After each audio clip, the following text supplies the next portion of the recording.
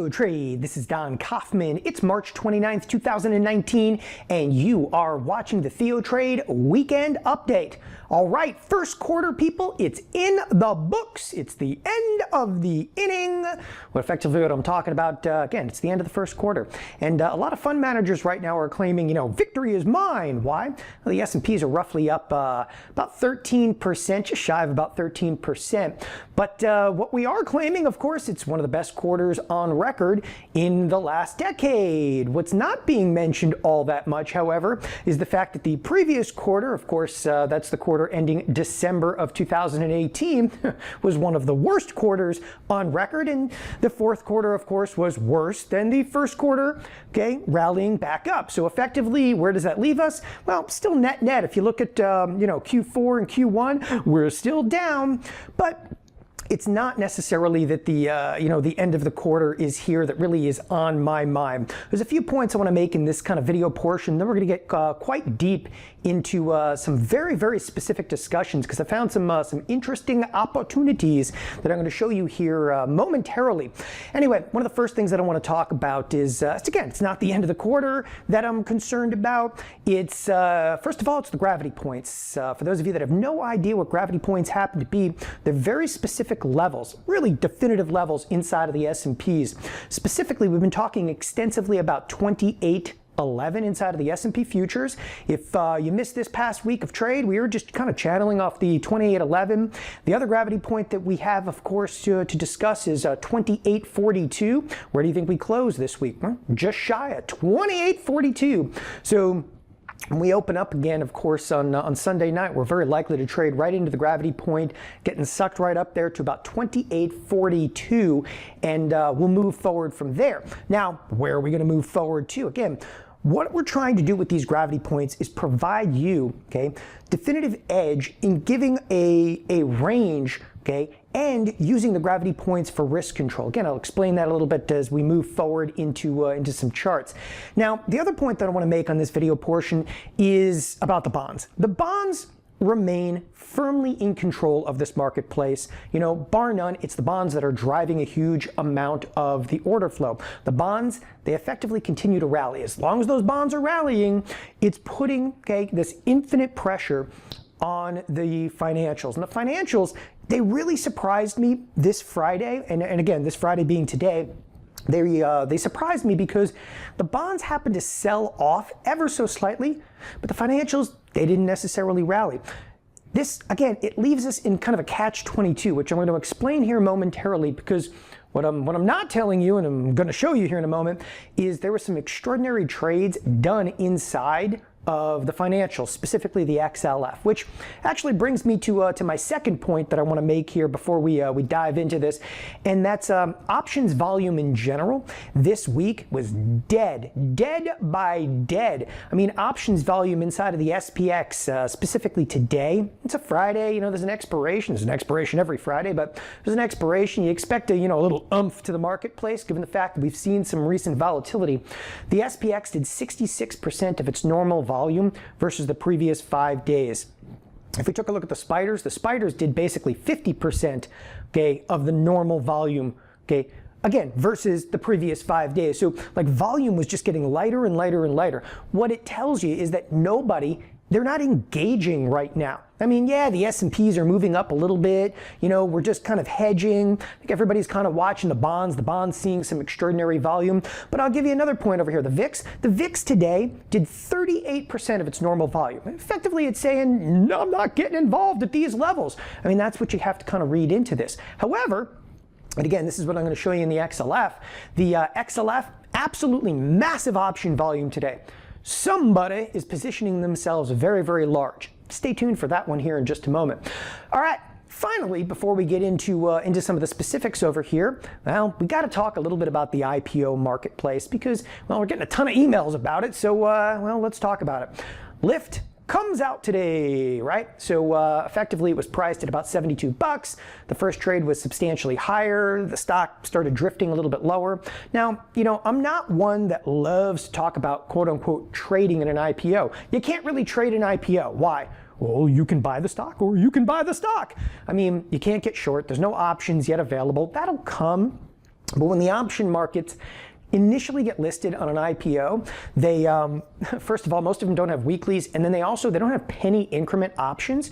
So a lot of people don't realize this, but when you go out and you're initially trading options on some IPO, like they'll have options on Lyft within about a week, and when they do, the bid offer spreads are going to be a minimum of 5 cents wide. So stuff's going to be at 95 cents at $1, not 95 cents at 96 cents. So all the edge in these IPO option trades, all the edge is over at the market making side of it. Market makers love IPOs because, again, they get this big edge.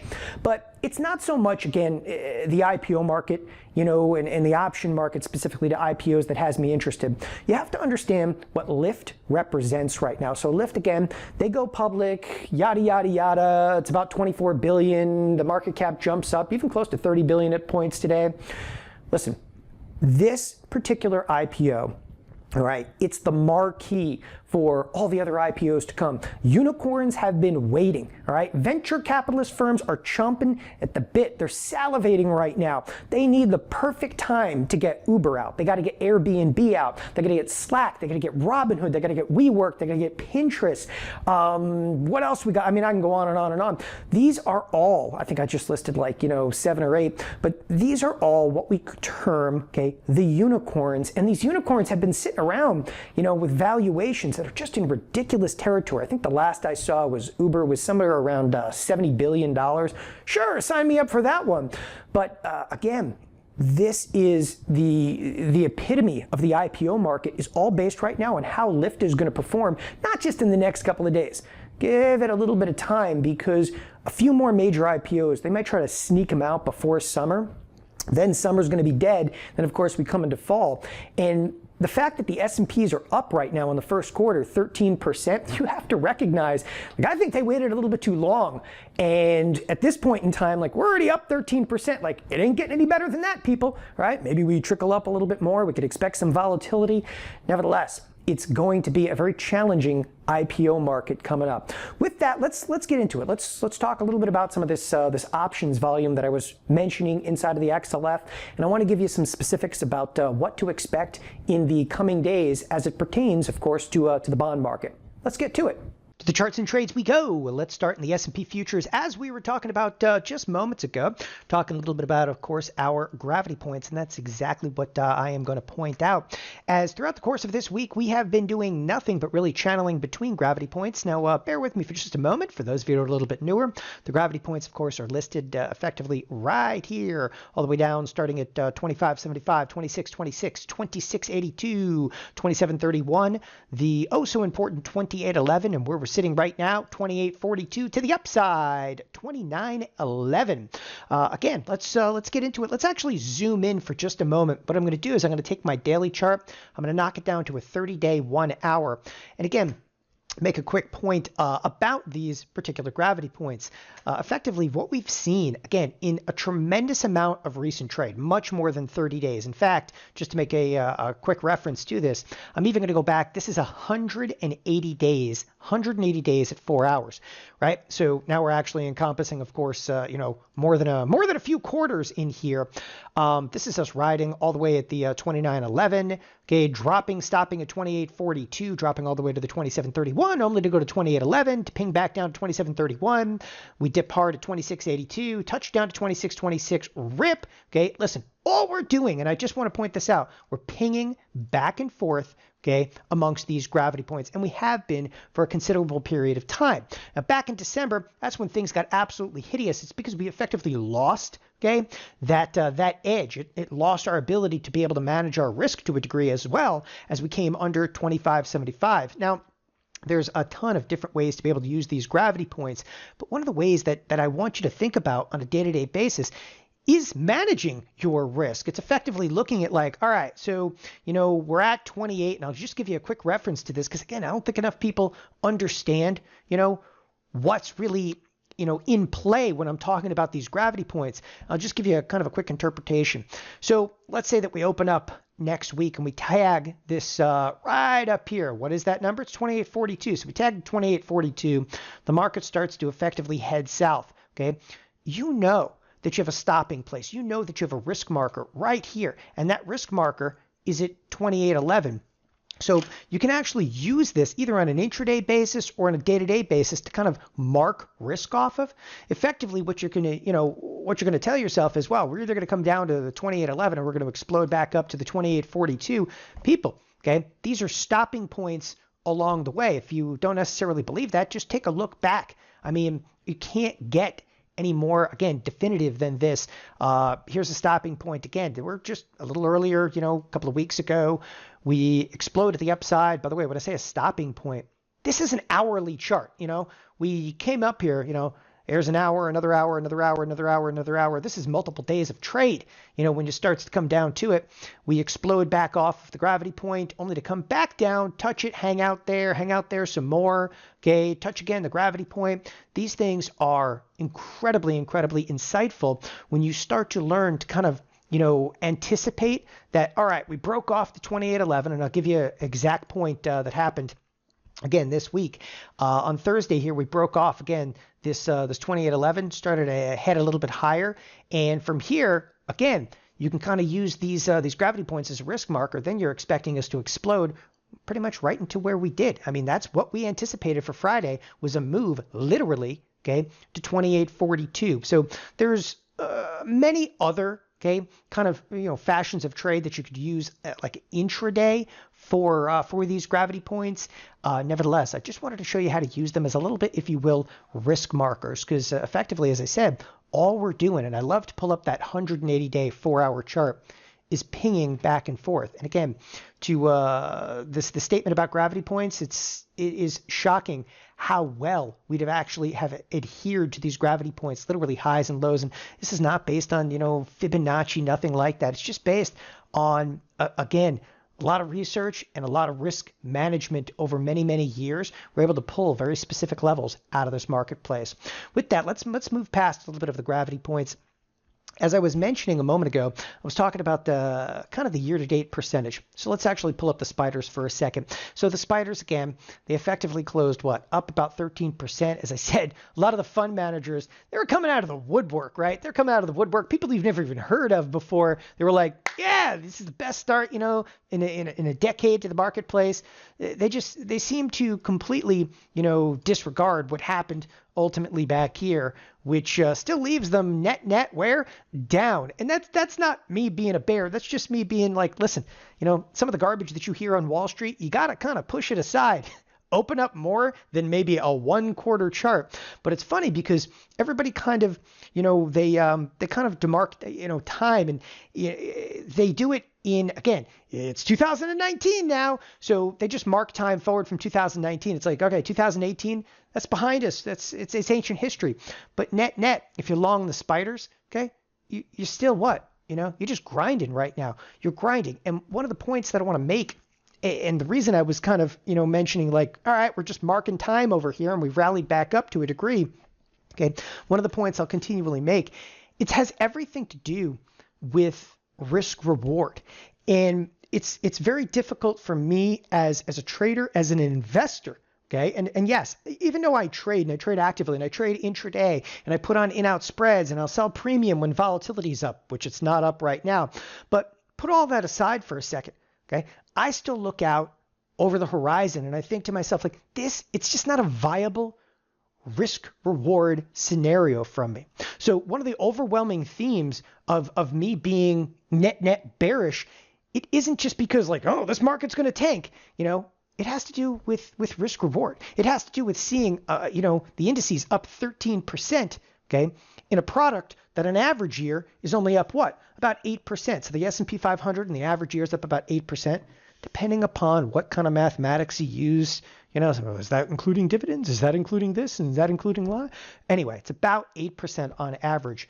So you should be a little bit concerned, if you will, when you've had a straight shot up of over 13% the first quarter. And it's one of the things that really weighs heavily when I talk about risk reward. Again, I don't want to intimidate anybody, but this is really what I'm kind of referencing when I talk about risk reward is, when you look at a marketplace like this, it's just simply the upside potential versus some of the downside risk.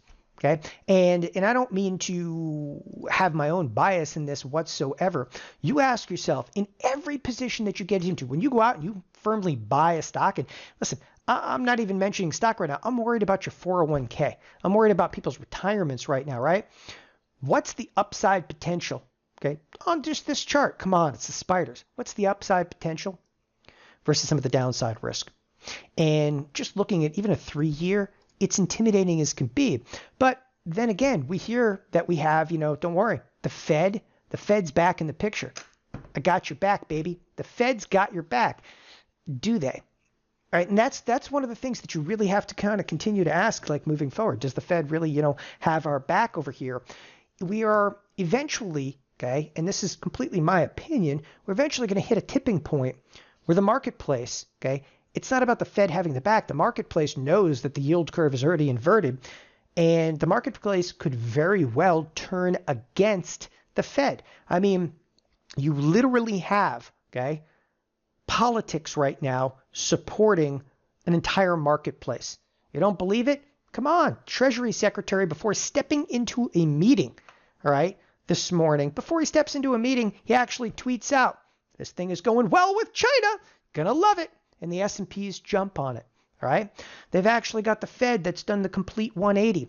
And now we've actually gone out there and actually tapped, okay, a new Fed, all right? When I'm saying that is there's all these different Fed presidents. They've actually tapped a new candidate who's already discussing, no names will be used in this, but who's already discussing that and suggesting a 0.5 point rate cut would be excellent right now, which is quite shocking. That's more dovish than the very most dovish of the Fed.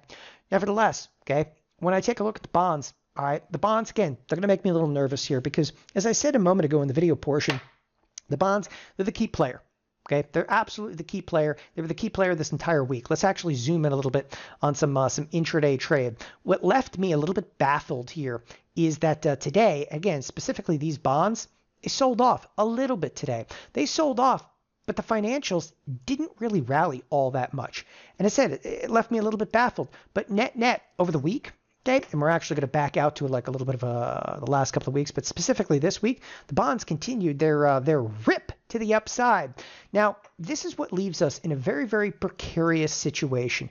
So I am not right now inclined to want to short these bonds. And I want to make that clear because I even said to a trader friend of mine, I go, if I'm thinking about shorting the bonds, I said, just like tape my hands like behind my back because these look too dangerous.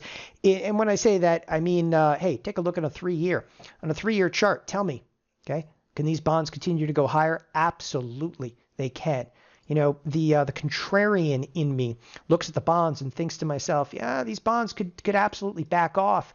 And if those bonds do back off, what's the marketplace going to do? The moment the bonds back off, you're actually going to have the financials explode higher. Now think about that for a second because, listen, yes, I'm overall kind of bearish on the marketplace. I am. But we're left, because of the bonds and this rally in the bonds, we're left in an incredibly precarious position when it comes to the fate of the financials. Listen, the financials, okay, got decimated and they've bounced back. Now, the bounce, I kind of expected them to bounce as high as 26. Maybe they go through another round of selling, but we're left again in just an incredibly precarious position because, all right, these bonds, if you haven't noticed this last couple of weeks, this thing is its own animal right now. Predictability of the bonds is out the window. In fact, bond volatility itself is a lot higher than we've seen in quite some time. And that higher volatility inside of those bonds, and I'll use the TLT in this particular case, the higher volatility in the bonds. In fact, even TLT is seeing like double-digit volatility. A lot of times that volatility inside of the TLT is, like 8-9%. So seeing it up at 12% in the next 7 days, it's rocking. But the bonds, as I said, they're kind of their own animal. And I'm just being very forthright with you here. If these bonds sell off this next week, the XLF is going to rip to the upside. If the XLF rips to the upside, it's going to take the S&Ps with it. Does it mean all-time highs? Well, it's definitely going to bid us higher. Okay, it's definitely going to bid us higher, but you have to realize that this might be very, very short-lived, and that would be my anticipation is that, all right, you have to look at the bonds as inverted to the rest of the marketplace. So the bonds, okay, are rallying, And if they do sell off, okay, I believe it would probably be very minimal, maybe back down to the 148, and then we take back off to the upside inside of those bonds. It's like an inverted crash, if you will, all right, inside of the bonds. And I just want to make that, again, abundantly clear. Now, here's some of the interesting areas. I said the bonds pretty much are driving order flow in the marketplace. Can't stress that enough. Everybody's talking about the inversion of the yield curve. Whatever. The yield curve is inverted. That ship has basically sailed. At this point in time, okay, all we could do as traders is sit back and enjoy the ride and see if the marketplace really starts to turn against, and I'm talking about the equity marketplace, starts to turn against the Fed and, stops believing what we're being fed at this point in time. And what are we being fed? It's all okay. We're going to leave the interest rates low. Everybody's going to get along. We're all going to sing kumbaya, and the economy is going to pull up. But if you look at all the other economies right now that are at zero, okay, or NERP, negative interest rate policy, okay, they're not doing well. Look anywhere, Europe, look at Japan, look at China. Okay, how many fingers do I have to point at places that basically have zero interest rate, and they're not doing well? So tell it to me, Fed. Tell me I'm going to be okay. And the marketplace says, yeah, you're going to be okay for a period of time. You got to think about that, right? So in the short duration, bonds make me nervous. They sell off, the XLF explodes higher. Speaking of the XLF, let's actually cruise over to a couple of products because I mentioned something about options volume. First of all, SPX takes off a little bit to the upside. Nothing crazy. I mean, the SPX closed just about 40 points higher. Okay, the next week expected move, again, the next week expected move, what are we expecting next week? Right around a $37 move, nothing too huge. But the point that I wanted to make inside of the SPX wasn't so much about the expected move, it's about the option statistics. Okay, so the SPX today, the sizzle index just didn't do it for it. What sizzle is, it's today's option volume versus the previous 5 days. It wasn't exactly rocking in the SPX. If you take a look at the spiders, all right, the spiders. Well, apparently I can't pull that one up right now, but or the VIX. All right, so can we pull up the VIX in this particular case? Look at this. I mean, the VIX is like 30% of norm. That's basically what this says. The sizzle index, again, it's 33% versus the previous 5 days. The volume out there, it's dead by dead. Wait, come on, see if I can pull up the spiders. There's the spiders. The spiders are doing about 50% of their volume. It's quiet. Now, if you take a look at the XLF, and the XLF, this is where things get interesting. There's size trading. So the financials, there's huge size on the calls. In fact, the calls, okay, are trading about 2.3 times their normal daily call volume versus the previous 5 days, and the puts are actually fairly light. So I looked into it a little bit, and what you've actually got, it looks like you got a trader. First of all, this trader, they're trading huge, big volume, okay, but the open interest is minimal. So what it tells me is they're actually closing some positions here. It looks like they're actually closing them here, which is the 26.5, and rolling the strike down. Nevertheless, there's huge volume inside of the calls. Does that necessarily mean that trader is bullish? Absolutely not. But this actually fits very nicely, okay, into the picture that if the bonds sell off, the financials run higher. If the financials run higher, okay, this person that's rolling these calls down, look at the open interest in here, it's heavy. The person that's rolling some of these calls down, I even noticed them out here in these 7-day options, right? They stand to make a whole lot of money if they've been buying calls inside of here. And again, this is some serious size and some serious movement inside of the XLF. It's a lot to think about, okay, on this weekend's update. Now, I'm going to spend more time talking a little bit about the IPOs coming into early next week. We'll talk about a couple of trade opportunities coming in next week. With that, I want to thank everybody for joining us here at TheoTrade. Have a wonderful weekend. Bye-bye.